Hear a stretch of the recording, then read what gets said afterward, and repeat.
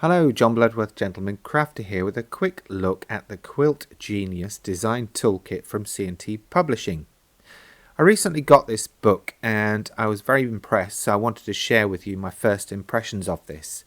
Now in the future I'm probably going to be looking at using this for my groundwork when it comes to quilting and patchwork, and I'll be sharing that journey with you as well. But in the meantime, let's dig in. So I've already shown you that once you take the slip wrap off, then you fold out this, and it's basically like working at a little craft station. Over on the left you've got the instructions and a quilt layouts template.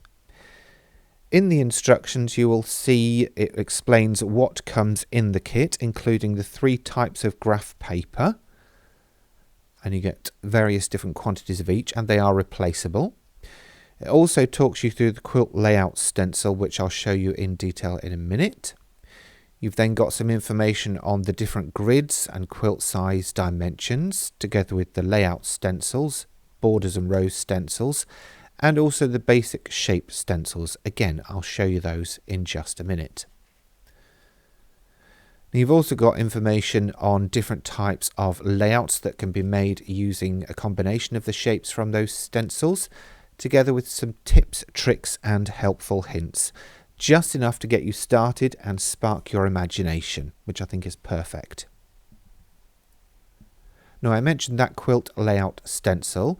This has been formulated to match the grid sizing on the paper sheets and includes some of the most popular sizes, including baby quilts all the way up to the king size quilts. Let me show you that here.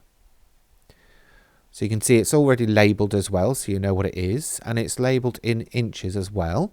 And we can see up the top right there we've got the king, queen, twin, the full, and all the way down to the baby. You've then also got bits for sashing and various different shapes as well. Lots that you can do just with that one stencil.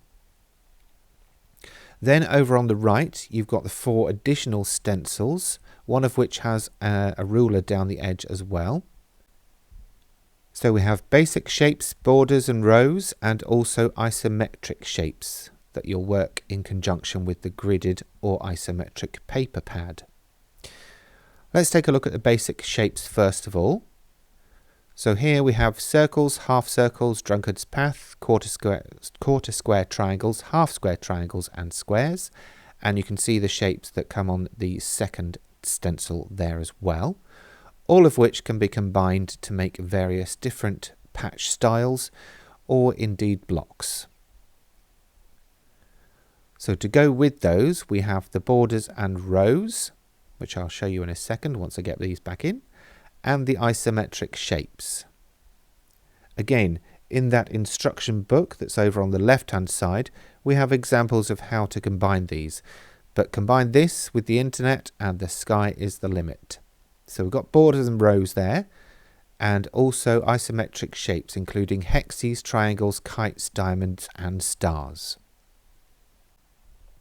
So if you think about it, all you really need to add to this is a pencil to get started sketching out your designs for blocks and for patchwork projects.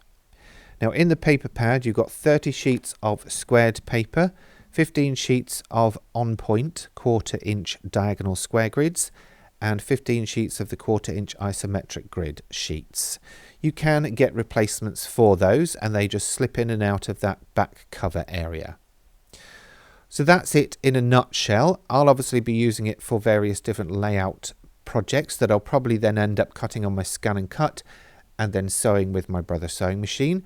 In the meantime I will leave a link here for the official video from C&T Publishing, and you'll get more information there about how everything works together. Anyway, I'll leave links below the video as well for where to get this, so please feel free to have a look at those. In the meantime, if you've got any questions or comments, please leave them in the usual places and I'll get back to you as soon as I can.